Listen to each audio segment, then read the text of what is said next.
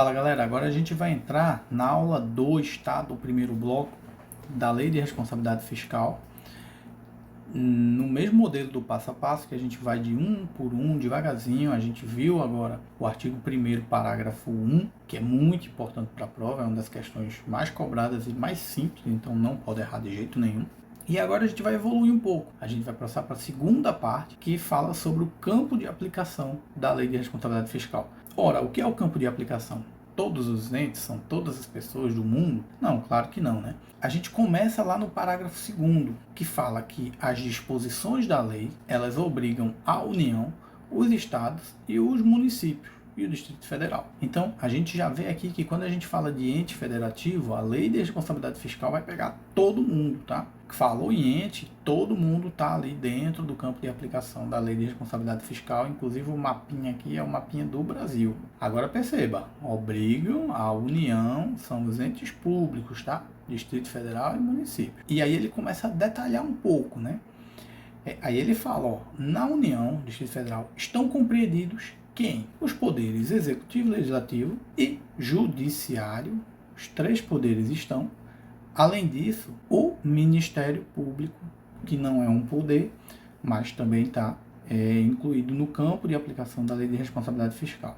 Detalhe para o Poder Legislativo é que o Poder Legislativo, neste abrangido o Tribunal de Contas. Então, o Tribunal de Contas, que também não é um poder, ele é um órgão auxiliar do Poder Legislativo, também está incluso na Lei de Responsabilidade Fiscal. Tribunal de Contas faz parte do Poder Legislativo que está sujeito à Lei de Responsabilidade Fiscal, assim como o Poder Executivo, o Poder Judiciário e o Ministério Público, que não é um poder à parte, mas também está lá dentro do campo de atribuição da Lei de Responsabilidade Fiscal. E aí a gente vai agora aprofundar um pouquinho nessa história de Tribunal de Contas. Aqui é só uma observação, não está na lei, tá? Mas vocês já devem saber que Tribunal de Contas tem o Tribunal de Contas da União, Tribunal de Contas do município, Tribunal de Contas dos estados. E tem uma figura chamada Tribunal de Contas dos municípios. Vamos com calma. Primeiro, todos estão sobre os olhos da Lei de Responsabilidade Fiscal. Todos. Isso é o que importa para a gente estar lá no parágrafo 2º, artigo 1º, parágrafo 3º, inciso 3. Que todos os tribunais de contas estão incluídos. Eu só vou dar um adendo a vocês. Qual a diferença? O Tribunal de Contas da União, todo mundo sabe. Tribunal de Contas dos Estados, todo mundo sabe. Tribunal de Contas do município é um tribunal de contas que ele fica responsável por gerir as contas do município. Só existem dois no nosso país, Tribunal de Contas do município de São Paulo e do Rio de Janeiro. E Tribunal de Contas dos municípios são aqueles tribunais de contas em que no Estado houve uma separação. O Tribunal de Contas do Estado fica só com as contas estaduais e para todos os municípios nós temos o Tribunal de Contas dos municípios. Por exemplo, na Bahia, as contas do governo estadual é julgado pelo Tribunal de Contas do Estado e as contas dos municípios baianos são julgadas pelo Tribunal de Contas dos municípios. Só existem 3 tribunais de contas do município: Bahia, Goiás e Pará. Bom, aqui é só uma informação adicional, mas o importante aqui é saber que todos os tribunais de contas, seja eles estadual, federal, da União, dos municípios ou do município, estão sujeitos à Lei de Responsabilidade Fiscal. Vamos seguindo aqui. Continuando, ainda lá no artigo 1, parágrafo 3º, estão compreendidos entre estados, municípios e Distrito Federal as respectivas administrações diretas, os fundos, autarquias e as fundações. Aqui o importante é decorar esse texto e entender essa definição que está em vermelho, das empresas estatais dependentes, tá? O que são empresas estatais? Vamos lá. Existe uma figura da empresa estatal controlada. A controlada é aquela sociedade cuja maioria do capital com direito a voto pertence direto ou indiretamente a um ente da federação. Ela é controlada pelo Estado, tá? Por isso que é uma empresa estatal controlada. Resumindo isso aqui, é quando você tem 51% das ações com direito a voto. Então, ela é uma entidade estatal, empresa estatal controlada. A empresa estatal ela pode ser controlada ou não controlada. A controlada é aqui, a maioria do capital pertence a um ente federativo, capital com direito a voto. E a não controlada é que não é isso.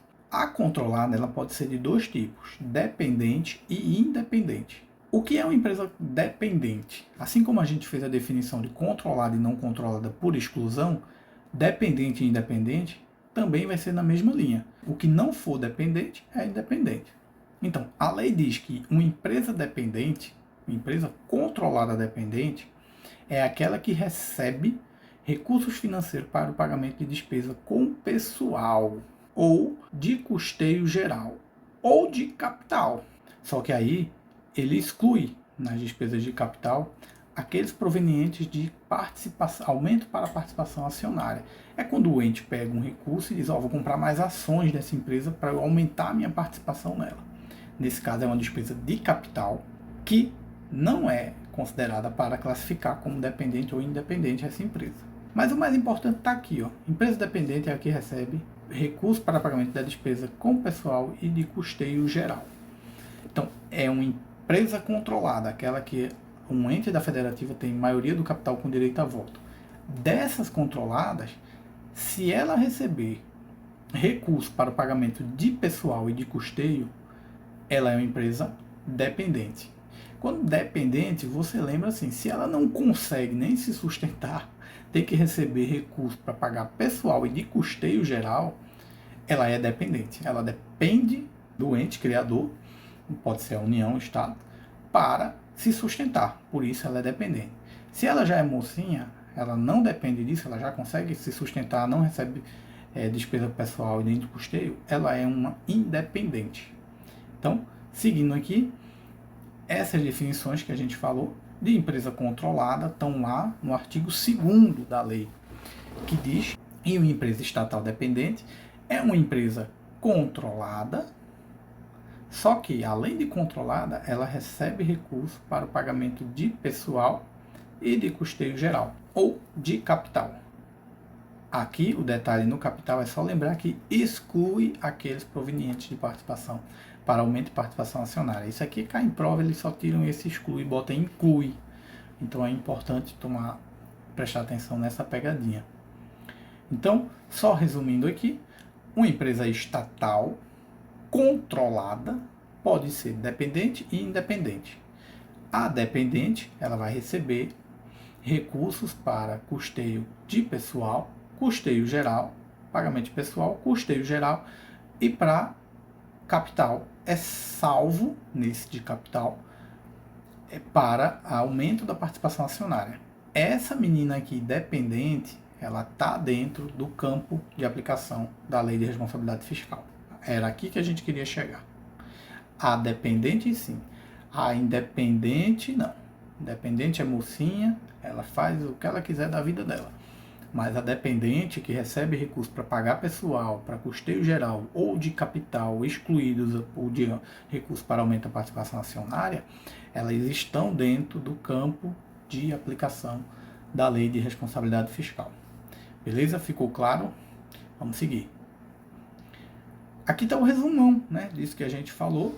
O campo de aplicação que a gente viu até agora são os entes federativos, seus poderes, o Ministério Público e o Tribunal de Contas, todos os tribunais de contas, seja do município, seja estadual, federal ou dos municípios. Todos entram no campo de aplicação da Lei de Responsabilidade Fiscal. A administração direta, os fundos, as autarquias, as fundações. Aqui talvez seja o que mais cai em prova, as empresas controladas dependentes, que a gente acabou de ver, que são aquelas que recebem recurso para pagamento de pessoal, custeio geral, ou de capital, excluídos aqueles que são para aumento de participação acionária. Aqui está isso que eu acabei de falar.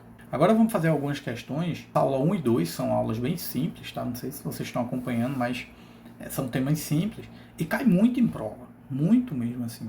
É quase certo que vai vir uma questão disso falando na prova de vocês.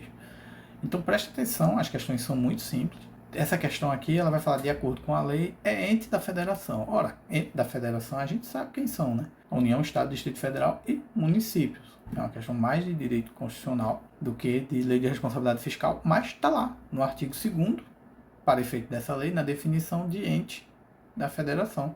Tá aqui. Depois ele vai estender, né? Ele dá mais alguns detalhes. Vamos para a próxima, que essa foi muito fácil. Aqui é uma questão que tem mais a ver com a outra aula. Não sei se você lembra lá que eu disse decora aquele artigo. Eu botei aqui já para relembrar vocês que tem que ler aquele artigo de novo. E lá vocês vão ver que a gente tem os princípios lá da lei de responsabilidade, os objetivos.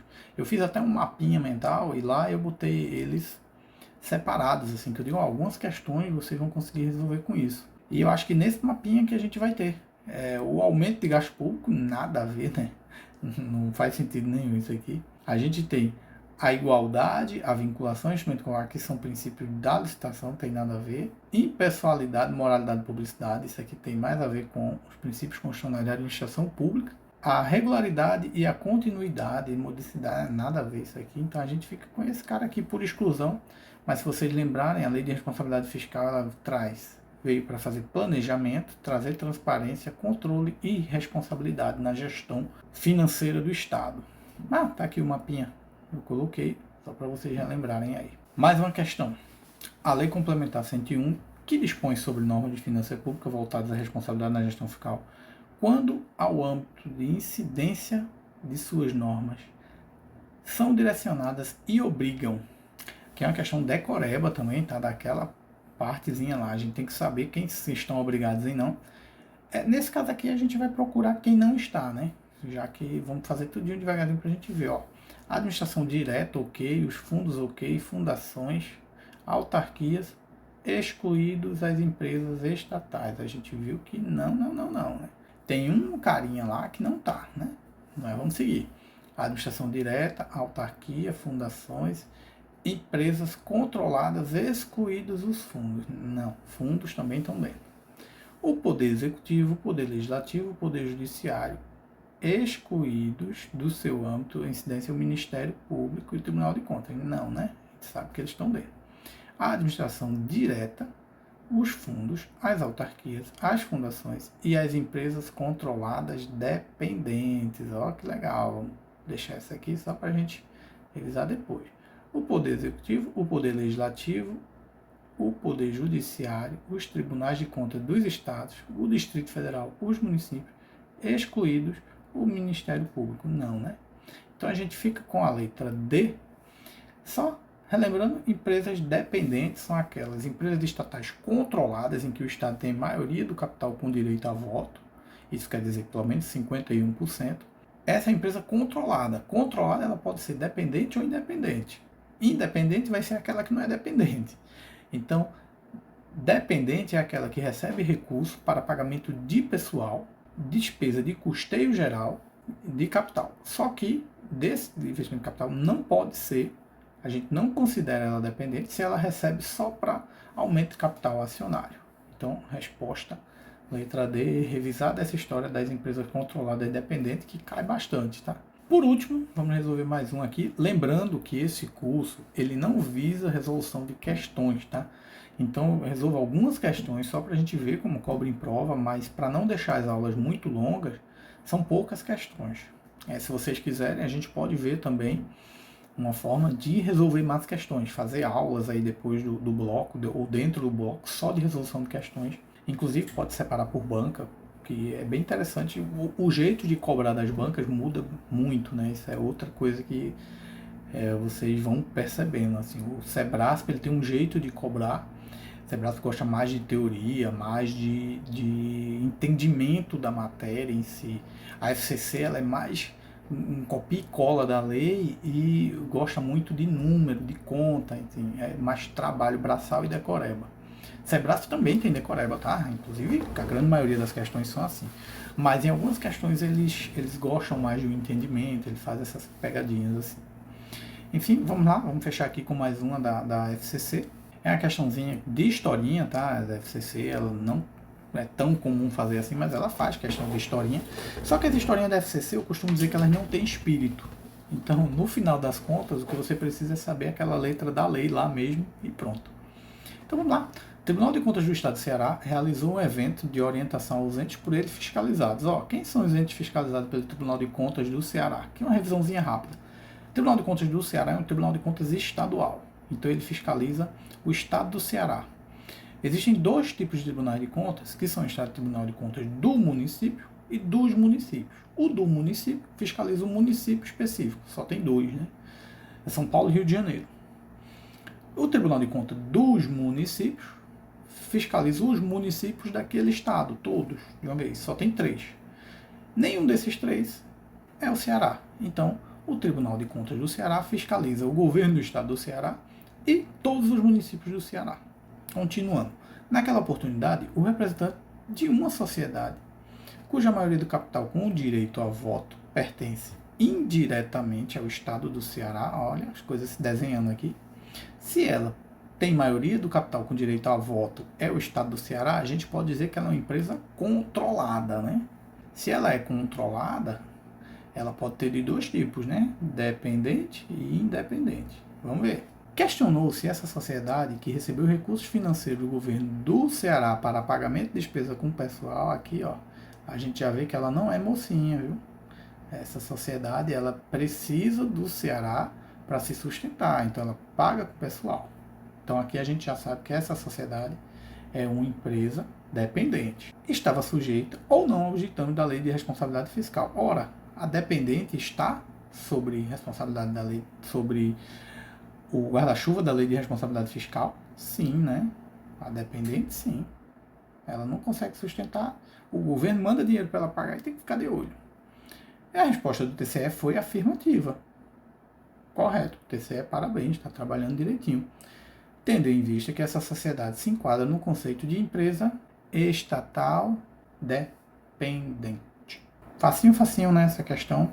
Como eu disse a vocês, é uma historinha, mas no final das contas não tem espírito. As questões da FCC de historinha, elas são decorebas mesmo. E é isso, pessoal. Para essa aula, a aula com algumas informações importantes, mas eu acho que deu para a gente quebrar direitinho. E vocês revisem aí, vejam o vídeo de novo. Dá uma conferida, uma lida, lembra de decorar aqueles primeiros artigos lá da outra aula, muito importante, e esse aqui mais importante ainda, porque você tem que saber item por item, né, quem está dentro da ação. E aí, se gostou da aula, claro, né, dá uma curtida aí e compartilha aí para os colegas verem também. Valeu, pessoal, até mais.